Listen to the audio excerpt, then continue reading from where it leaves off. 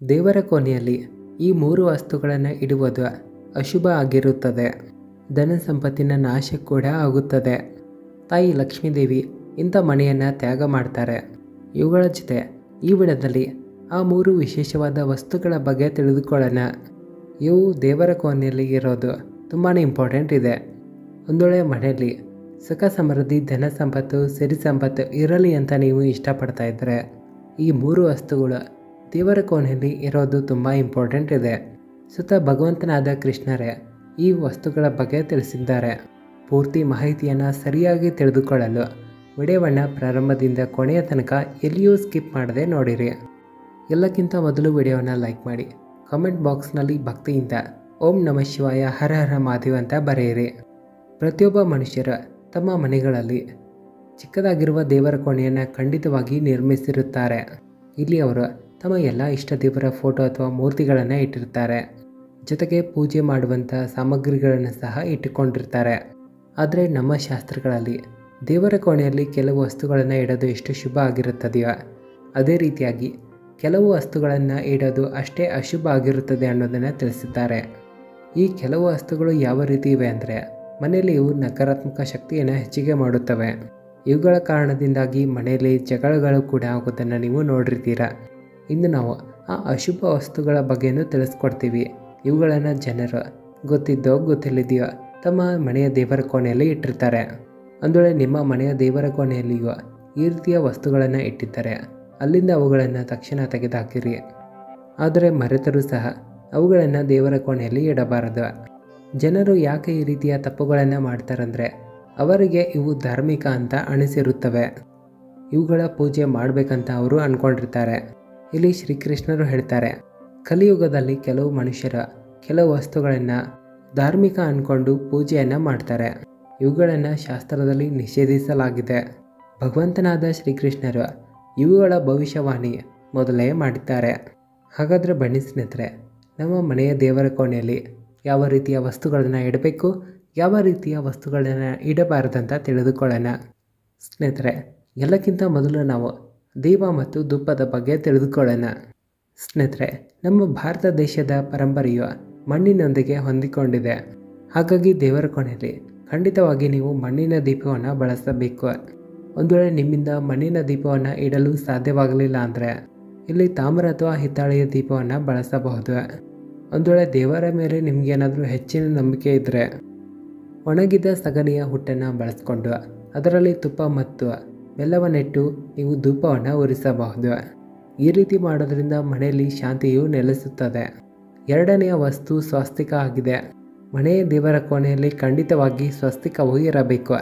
ಯಾಕಂದರೆ ಸ್ವಸ್ತಿಕವನ್ನು ಶುಭದ ಪ್ರತೀಕ ಅಂತ ತಿಳಿಯಲಾಗಿದೆ. ಇದೇ ಒಂದು ಕಾರಣದಿಂದಾಗಿ ಯಾವುದೇ ಶುಭ ಕಾರ್ಯವನ್ನು ಪ್ರಾರಂಭ ಮಾಡುವ ಮುನ್ನ ಸ್ವಸ್ತಿಕ ಚಿಹ್ನೆಯನ್ನು ಬರೆಯಲಾಗುತ್ತದೆ. ಮೂರನೆಯದಾಗಿರೋದು ಕಳಸ. ಭಗವಂತನಾದ ಶ್ರೀಕೃಷ್ಣರು ಹೇಳ್ತಾರೆ, ಕಳಸ ಸುಖ ಸಮೃದ್ಧಿಯ ಪ್ರತೀಕ ಆಗಿದೆ. ಮನೆಯ ದೇವರ ಕೋಣೆಯಲ್ಲಿ ಕಳಸದ ಸ್ಥಾಪನೆ ಮಾಡಿದ್ರೆ ಸುಖ ಸಮೃದ್ಧಿಯು ನೆಲೆಸುತ್ತದೆ. ಐಶ್ವರ್ಯದ ಸಿರಿ ಸಂಪತ್ತಿನ ಪ್ರಾಪ್ತಿಯೂ ಆಗುತ್ತದೆ. ನಾಲ್ಕನೆಯದಾಗಿರುವಂಥ ವಸ್ತು ಶಂಖ. ನಮ್ಮೆಲ್ಲರಿಗೂ ಗೊತ್ತಿರುವ ಹಾಗೆ ಸಮುದ್ರ ಮಂಥನದಲ್ಲಿ 14 ರತ್ನಗಳಲ್ಲಿ ಶಂಖವು ಒಂದು ಉತ್ಪತ್ತಿಯಾಗಿತ್ತು. ಇದೇ ಒಂದು ಕಾರಣದಿಂದಾಗಿ ಶಂಖವು ತಾಯಿ ಲಕ್ಷ್ಮೀದೇವಿಗೆ ಅತ್ಯಂತ ಪ್ರಿಯವೂ ಆಗಿದೆ. ಶಂಖದ ಧ್ವನಿಯಿಂದ ಮನೆಯಲ್ಲಿ ಸಕಾರಾತ್ಮಕ ಶಕ್ತಿಯ ಸಂಚಾರವೂ ಆಗುತ್ತದೆ. ಹಾಗಾಗಿ ದೇವರ ಕೋಣೆಯಲ್ಲಿ ಶಂಖ ಇರೋದು ಅತ್ಯಂತ ಇಂಪಾರ್ಟೆಂಟ್ ಇದೆ. ಮನೆಯಲ್ಲಿ ಶಂಖ ಇದ್ದರೆ ತಾಯಿ ಲಕ್ಷ್ಮೀದೇವಿ ಕೂಡ ನಿಮಗೆ ಒಲಿಯುತ್ತಾರೆ. ಆ ಮನೆಯಲ್ಲಿ ಯಾವತ್ತಿಗೂ ಧನ ಸಂಪತ್ತಿನ ಕೊರತೆಯೂ ಆಗೋದಿಲ್ಲ. ಇನ್ನು ಐದನೇದಾಗಿರುವಂಥ ವಸ್ತು ಗಂಟೆಯಾಗಿದೆ. ಎಲ್ಲ ಹಿಂದೂ ದೇವಾಲಯಗಳಲ್ಲಿ ಗಂಟೆ ಇರೋದನ್ನು ಖಂಡಿತವಾಗಿ ನೀವು ನೋಡಿರ್ತೀರ. ಯಾಕಂದರೆ ಗಂಟೆಯನ್ನು ಅತ್ಯಂತ ಶುಭ ಅಂತ ತಿಳಿಯಲಾಗಿದೆ. ಯಾರ ಮನೆಯಲ್ಲಿ ಗಂಟೆಯ ಧ್ವನಿ ಇರುತ್ತದೆಯೋ ಅಲ್ಲಿಯ ವಾತಾವರಣ ಶುದ್ಧ ಮತ್ತು ಪವಿತ್ರಗೊಳ್ಳುತ್ತದೆ. ಯಾರ ಮನೆಯಲ್ಲಿ ಪೂಜೆ ಮಾಡುವಂಥ ಸಮಯದಲ್ಲಿ ಗಂಟೆಯನ್ನು ಬಾರಿಸಲಾಗುತ್ತದೆಯೋ ಆ ಮನೆಯಲ್ಲಿರುವಂಥ ಎಲ್ಲ ನಕಾರಾತ್ಮಕ ಶಕ್ತಿಗಳು ನಾಶ ಆಗುತ್ತವೆ. ಜೊತೆಗೆ ಸುಖ ಸಮೃದ್ಧಿಯ ದ್ವಾರ ತೆರೆಯುತ್ತದೆ. ಸ್ನೇಹಿತರೆ, ಈ ವಸ್ತುಗಳನ್ನು ನೀವು ನಿಮ್ಮ ಮನೆಯ ದೇವರ ಕೋಣೆಯಲ್ಲಿ ಇಡಬಹುದಾಗಿದೆ. ಹಾಗಾದರೆ ಬನ್ನಿ ಸ್ನೇಹಿತರೆ, ಮನೆಯ ದೇವರ ಕೋಣೆಯಲ್ಲಿ ಯಾವ ರೀತಿಯ ವಸ್ತುಗಳನ್ನು ಇಡಬಾರದು ಅಂತ ತಿಳಿದುಕೊಳ್ಳೋಣ. ಸ್ನೇಹಿತರೆ, ಎಲ್ಲಕ್ಕಿಂತ ಮೊದಲಿಗಿರುವಂಥ ವಿಷಯ ಏನಿದೆ ಅಂದರೆ ವಿಷಮ ಸಂಖ್ಯೆಯಲ್ಲಿ ಗಣಪತಿಯ ಮೂರ್ತಿಗಳು ಅಥವಾ ಫೋಟೋಗಳು ಆಗಿವೆ. ಯಾವತ್ತಿಗೂ ಮನೆಯ ದೇವರ ಕೋಣೆಯಲ್ಲಿ ಗಣಪತಿಯ ಮೂರ್ತಿ ಅಥವಾ ಫೋಟೋ 1, 3 ಅಥವಾ 5 ಸಂಖ್ಯೆಯಲ್ಲಿ ಇಡಬಾರದು. ನಿಮ್ಮ ಮನೆಯ ದೇವರ ಕೋಣೆಯಲ್ಲಿ ಯಾವತ್ತಿಗೂ ನೀವು 2 ಅಂದರೆ ಒಂದು ಫೋಟೋ ಅಥವಾ ಮೂರ್ತಿಯನ್ನು ಇಡಬಹುದು. ಇದನ್ನು ಅತ್ಯಂತ ಶುಭ ಅಂತ ತಿಳಿಯಲಾಗಿದೆ. ಒಂದು ವೇಳೆ ನಿಮ್ಮ ಮನೆಯ ಮೇಲೆ ಗಣಪತಿಯ ಆಶೀರ್ವಾದ ಇರಲಿ ಅಂತ ನೀವು ಇಷ್ಟಪಡ್ತಾ ಇದ್ದರೆ ನಿಮ್ಮ ಮನೆಯ ಮುಖ್ಯ ದ್ವಾರದ ಒಳಭಾಗದಲ್ಲಿ ಗಣಪತಿಯ ಮೂರ್ತಿಯನ್ನು ಮುಖ್ಯ ದ್ವಾರದ ಮೇಲೆ ಅಂಟಿಸಬಹುದು. ತುಂಬ ಜನ ಮಾಡುವಂಥ ಒಂದು ತಪ್ಪು ಏನಿದೆ ಅಂದರೆ ತಮ್ಮ ಮನೆಯ ಮುಖ್ಯ ದ್ವಾರದ ಮೇಲೆ ಅಂದರೆ ಹೊರಭಾಗದಲ್ಲಿ ಮೂರ್ತಿಯನ್ನು ಅಂಟಿಸುತ್ತಾರೆ. ಇದರಿಂದ ಹೆಚ್ಚಿನ ನಷ್ಟಗಳನ್ನು ಅವರು ಅನುಭವಿಸುತ್ತಾರೆ. ಇಲ್ಲಿ ಬೇಕಾದರೆ ನೀವು ಮುಖ್ಯ ದ್ವಾರದ ಎರಡೂ ಬದಿಯಲ್ಲಿ ಒಳ ಮತ್ತು ಹೊರಭಾಗದಲ್ಲಿ ಅಂಟಿಸಬಹುದು, ಆದರೆ ಕೇವಲ ಹೊರಭಾಗದಲ್ಲಿ ಮಾತ್ರ ಅಂಟಿಸಬಾರದು. ಇನ್ನು ಎರಡನೇದಾಗಿರುವ ಇಂಪಾರ್ಟೆಂಟ್ ವಿಷಯ ಏನಿದೆ ಅಂದರೆ ಒಡೆದು ಹೋದ ಅಕ್ಷತೆಗಳು. ನಿಮ್ಮ ಮನೆಯ ದೇವರ ಕೋಣೆಯಲ್ಲಿ ಯಾವತ್ತಿಗೂ ಒಡೆದಿರುವಂಥ ಅಕ್ಷತೆಗಳನ್ನು ನಿಮ್ಮ ಮನೆಯ ದೇವರ ಕೋಣೆಯಲ್ಲಿ ಇಡಬೇಡಿ. ಇವುಗಳ ಜೊತೆಗೆ ತುಂಬ ಹಳೆಯದಾಗಿರುವಂಥ ಅಕ್ಕಿ ಕಾಳುಗಳನ್ನು ಸಹ ದೇವರ ಕೋಣೆಯಲ್ಲಿ ಇಡಬಾರದು. ಇವು ನಕಾರಾತ್ಮಕ ಶಕ್ತಿಯನ್ನು ಹರಡಿಸುತ್ತವೆ. ಇವುಗಳ ಜೊತೆ ಒಂದು ಮಾತನ್ನು ನೆನಪಿಟ್ಕೊಳ್ಳಿ. ದೇವರ ಕೋಣೆಯಲ್ಲಿ ಇಡುವಂಥ ಅಕ್ಕಿಗಳನ್ನು ನೀವು ಅರಿಶಿಣದಲ್ಲಿ ಮಿಕ್ಸ್ ಮಾಡಿದ ನಂತರವೇ ಇಡಬೇಕು. ಇದರಿಂದ ಅಧಿಕ ಶುಭ ಪರಿಣಾಮಗಳು ಸಿಗುತ್ತವೆ. ಮೂರನೇದಾಗಿರೋದು ಪೂರ್ವಜರ ಚಿತ್ರಗಳು. ಒಂದು ವೇಳೆ ನಿಮ್ಮ ಮನೆಯ ದೇವರ ಕೋಣೆಯಲ್ಲಿ ನಿಮ್ಮ ಪೂರ್ವಜರ ಅಂದರೆ ಹಿರಿಯರ ಫೋಟೋಗಳನ್ನು ಇಟ್ಟಿದ್ದಾರೆ, ಅವುಗಳನ್ನು ತಕ್ಷಣ ತೆಗೆದುಹಾಕಿರಿ. ಯಾಕಂದರೆ ವಾಸ್ತುಶಾಸ್ತ್ರದ ಅನುಸಾರವಾಗಿ ದೇವರ ಕೋಣೆಯಲ್ಲಿ ಮೃತ ವ್ಯಕ್ತಿಗಳ ಫೋಟೋಗಳನ್ನು ಇಡೋದು ಅಶುಭ ಅಂತ ತಿಳಿಯಲಾಗಿದೆ. ಮೃತ ಪೂರ್ವಜರಿಗೆ ಗೌರವ ಕೊಡಬೇಕು, ಆದರೆ ಅವರ ಸ್ಥಾನ ದೇವರ ಕೋಣೆಯಲ್ಲಿ ಇರೋದಿಲ್ಲ. ಮೃತ ವ್ಯಕ್ತಿಗಳ ಫೋಟೋಗಳನ್ನು ದೇವರ ಕೋಣೆಯಲ್ಲಿಟ್ಟರೆ ವಾತಾವರಣ ನಕಾರಾತ್ಮಕ ಆಗುತ್ತದೆ. ಇದರ ಅಶುಭ ಪರಿಣಾಮವನ್ನು ನಾವು ಅನುಭವಿಸಬೇಕಾಗುತ್ತದೆ. ಹಲವಾರು ಜನರು ಸಾಧು ಸಂತರ ಮೂರ್ತಿಗಳನ್ನಾಗಲಿ ಫೋಟೋಗಳನ್ನು ದೇವರ ಕೋಣೆಯಲ್ಲಿ ಇಟ್ಟುಬಿಡುತ್ತಾರೆ. ಆದರೆ ಈ ರೀತಿ ಮಾಡೋದು ಅಶುಭ ಅಂತ ತಿಳಿಯಲಾಗಿದೆ. ಒಂದು ವೇಳೆ ನಿಮಗೆ ಯಾವುದಾದ್ರೂ ಸಾಧು ಸಂತರ ಮೇಲೆ ನಂಬಿಕೆ ಇದ್ದರೆ ಅವರ ಫೋಟೋ ಅಥವಾ ಮೂರ್ತಿಗಳನ್ನು ಬೇರೆ ಸ್ಥಾನದಲ್ಲಿ ಇಡಬಹುದು, ಗೋಡೆಯ ಮೇಲೆ ಫೋಟೋ ಅಂಟಿಸಬಹುದು, ಆದರೆ ಮರೆತರೂ ದೇವರ ಕೋಣೆಯಲ್ಲಿ ಇಡಬೇಡಿ. ಇನ್ನು ಭೈರವನಾಥ ಮತ್ತು ಶನಿ ದೇವರ ಮೂರ್ತಿ. ಸ್ನೇಹಿತರೆ, ಮನೆಯ ದೇವರ ಕೋಣೆಯಲ್ಲಿ ಭೈರವನಾಥ, ಶನಿದೇವ ಮತ್ತು ಮಹಾಕಾಳಿಯ ಮೂರ್ತಿಗಳನ್ನು ಸಹ ಫೋಟೋಗಳನ್ನು ಸಹ ಇಡಬಾರದು. ಇವುಗಳ ಜೊತೆಗೆ ಹೆಚ್ಚಾಗಿ ತಾಯಿ ಲಕ್ಷ್ಮೀದೇವಿ ನಿಂತುಕೊಂಡಿರುವಂಥ ಮೂರ್ತಿ ಅಥವಾ ಫೋಟೋವನ್ನು ಮನೆಯ ದೇವರ ಕೋಣೆಯಲ್ಲಿ ಇಡಲಾಗೋದಿಲ್ಲ. ತಾಯಿ ಲಕ್ಷ್ಮೀದೇವಿ ಯಾವತ್ತಿಗೂ ಕುಳಿತುಕೊಂಡಿರುವಂಥ ಸ್ಥಿತಿಯಲ್ಲಿ ಇರಬೇಕು.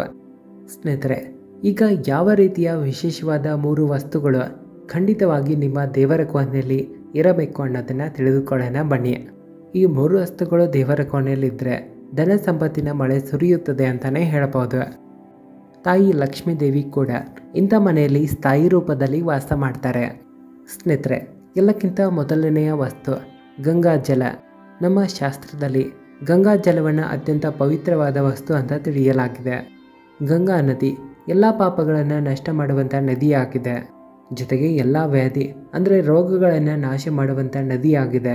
ಹಾಗಾಗಿ ಒಂದು ವೇಳೆ ನಿಮ್ಮ ಮನೆಯ ದೇವರ ಕೋಣೆಯಲ್ಲಿ ಒಂದು ಚಿಕ್ಕದಾಗಿರುವ ತಾಮ್ರದ ಲೋಟದಲ್ಲಿ ಗಂಗಾಜಲವನ್ನು ತುಂಬಿ ಇಟ್ಟರೆ ಇದರಿಂದ ನಿಮ್ಮ ಮನೆಯ ದೇವರ ಕೋಣೆಯ ಶುಭತೆ ಹೆಚ್ಚಾಗುತ್ತದೆ ಮತ್ತು ನಿಮಗೆ ನಿಮ್ಮ ಪೂಜೆಯ ಸಂಪೂರ್ಣ ಫಲ ಸಿಗುತ್ತದೆ.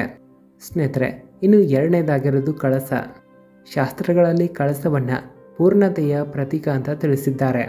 ಇದು ಸತ್ಯನಾರಾಯಣರ ಪೂಜೆ ಇರಲಿ, ದೀಪಾವಳಿ ಹಬ್ಬ ಇರಲಿ, ಇಲ್ಲಿ ಯಾವುದೇ ರೀತಿಯ ಹಬ್ಬ ಇರಲಿ, ಜೊತೆಗೆ ಮಂಗಳ ಕಾರ್ಯವೂ ಇರಲಿ, ಕಳಸದ ಸ್ಥಾಪನೆ ಇಲ್ಲ ಅಂದರೆ ಎಲ್ಲವೂ ಅಪೂರ್ಣ ಆಗುತ್ತದೆ. ಕಳಸದ ಪ್ರಯೋಗವನ್ನು ದೇವರ ಕೋಣೆಯಲ್ಲಿ ದೇವಾನ ದೇವತೆಗಳನ್ನು ಆಹ್ವಾನಿಸಲು ಪ್ರಯೋಗಿಸಲಾಗುತ್ತದೆ. ಈಶ್ವರನ ಮುಂದೆ ತಾಮ್ರದ ಲೋಟದಲ್ಲಿ ನೀರನ್ನು ಹಾಕಿ ಇಡೋದು ಎಷ್ಟು ಶುಭ ಆಗಿರುತ್ತದೆ ಅಂದರೆ ಪ್ರತಿದಿನ ನೀವು ಪೂಜೆ ಮಾಡುವಂಥ ಸಮಯದಲ್ಲಿ ಭಗವಂತನ ಮುಂದೆ ತಾಮ್ರದ ಕಳಸದಲ್ಲಿ ನೀರನ್ನು ತುಂಬಿ ಇಟ್ಟರೆ ಅದರ ಚಮತ್ಕಾರಿಕ ಪ್ರಭಾವ ಖಂಡಿತವಾಗಿ ನಮಗೆ ನೋಡಲು ಸಿಗುತ್ತದೆ. ಹಾಗಾಗಿ ಮುಖ್ಯವಾಗಿ ತಾಮ್ರದ ಕಳಸವನ್ನು ಬಳಸಿರಿ. ಪೂಜೆಯಲ್ಲಿ ಯಾವುದಾದ್ರೂ ಸಾಮಗ್ರಿದ ಕೊರತೆ ಆದರೆ ಚಿಂತೆ ಮಾಡಬೇಡಿ, ಪೂಜೆಯನ್ನು ಮಧ್ಯದಲ್ಲಿ ಬಿಡಬೇಡಿ. ಇಂಥ ಸ್ಥಿತಿಯಲ್ಲಿ ದೇವರಿಗೆ ಹೂ ಮತ್ತು ಅಕ್ಷತೆಗಳನ್ನು ಅರ್ಪಿಸಿರಿ. ಪ್ಲಾಸ್ಟಿಕ್ ಬಾಟಲ್ನಲ್ಲಾಗಲಿ ಅಥವಾ ಯಾವುದಾದ್ರೂ ಅಪವಿತ್ರ ಧಾತುವಿನಲ್ಲಿ ಗಂಗಾಜಲವನ್ನು ತುಂಬಿ ಇಡಬಾರದು. ಅಪವಿತ್ರ ಧಾತು ಅಂದರೆ ಅಲ್ಯೂಮಿನಿಯಂ ಆಗಿರ್ಬೋದು, ಕಬ್ಬಿಣ ಆಗಿರಲಿ. ಗಂಗಾಜಲವನ್ನು ಮಣ್ಣಿನ ಪಾತ್ರೆ ಅಥವಾ ತಾಮ್ರದ ಪಾತ್ರೆಯಲ್ಲಿ ಇಡೋದು ಅತ್ಯಂತ ಶುಭ ಆಗಿರುತ್ತೆ. ಕೇತಕಿಯ ಹೂವನ್ನು ಶಿವಲಿಂಗದ ಮೇಲೆ ಅರ್ಪಿಸೋದು ಅಶುಭ ಆಗಿರುತ್ತೆ. ಯಾವುದೇ ಪೂಜೆಯಲ್ಲಾಗಲಿ ಮನಸ್ಸಿಚ್ಛೆಯ ಪೂರ್ತಿಗಾಗಿ ದಕ್ಷಿಣೆಯನ್ನು ಖಂಡಿತವಾಗಿ ಇಡಬೇಕು. ವಿಶೇಷವಾಗಿ ತಾಯಿ ಲಕ್ಷ್ಮೀ ದೇವಿಗೆ ಕಮಲದ ಹೂವನ್ನು ಸಾಧ್ಯವಾದರೆ ಅರ್ಪಿಸಿರಿ. ಒಂದು ವೇಳೆ ಈ ಕಾರ್ಯವನ್ನು ನೀವು ಶುಕ್ರವಾರದ ದಿನ ಮಾಡಿದ್ರೆ ಅತ್ಯಂತ ಶುಭ ಪರಿಣಾಮಗಳು ಸಿಗುತ್ತವೆ. ಕಮಲದ ಹೂವಿಗೆ ನೀವು ನೀರನ್ನು ಸಿಂಪಡಿಸಿ 5 ದಿನಗಳ ತನಕ ಏರಿಸಬಹುದು. ಯಾವತ್ತಿಗೂ ಈ ಒಂದು ಮಾತನ್ನು ನೆನ್ಪಿಟ್ಕೊಳ್ಳಿ, ಯಾವತ್ತಿಗೂ ದೀಪದಿಂದ ದೀಪವನ್ನು ಹಚ್ಚಬಾರದು. ಶಾಸ್ತ್ರಗಳ ಅನುಸಾರವಾಗಿ ಯಾರು ಈ ರೀತಿ ದೀಪದಿಂದ ದೀಪವನ್ನು ಹಚ್ಚುತ್ತಾರೋ ಅವರು ರೋಗಿಗಳು ಆಗುತ್ತಾರೆ. ಮನೆಯ ದೇವರ ಕೋಣೆಯಲ್ಲಿ ಮುಂಜಾನೆ ಮತ್ತು ಸಾಯಂಕಾಲ ಖಂಡಿತವಾಗಿ ದೀಪವನ್ನು ಹಚ್ಚಬೇಕು. ಸಾಧ್ಯವಾದರೆ ತುಪ್ಪದ ದೀಪವನ್ನು ಹಚ್ಚಿರಿ. ದೇವರ ಕೋಣೆಯಲ್ಲಿ ತುಪ್ಪದ ದೀಪವನ್ನು ದೇವರ ಬಲಭಾಗದಲ್ಲಿ ಇಡಬೇಕು ಮತ್ತು ಎಣ್ಣೆಯ ದೀಪವನ್ನು ಎಡಭಾಗದಲ್ಲಿ ಇಡಬೇಕು. ನೀರಿನ ಪಾತ್ರೆ, ಧೂಪ ಮತ್ತು ಗಂಟೆನ ಯಾವತ್ತಿಗೂ ಎಡಭಾಗದಲ್ಲಿ ಇಡಬೇಕು. ವಿಡಿಯೋ ಬಗ್ಗೆ ನಿಮ್ಮ ಅನಿಸಿಕೆಯನ್ನು ಕಾಮೆಂಟ್ ಹಾಕಿ ತಿಳಿಸಿರಿ. ವಿಡಿಯೋ ಇಷ್ಟ ಆದರೆ ಓಂ ನಮಃ ಶಿವಾಯ ಹರ ಹರ ಮಹಾದೇವ ಅಂತ ಕಾಮೆಂಟ್ ಹಾಕಿ ವಿಡಿಯೋವನ್ನು ಹೆಚ್ಚಾಗಿ ಎಲ್ಲರಿಗೂ ಶೇರ್ ಮಾಡಿ. ಧನ್ಯವಾದಗಳು.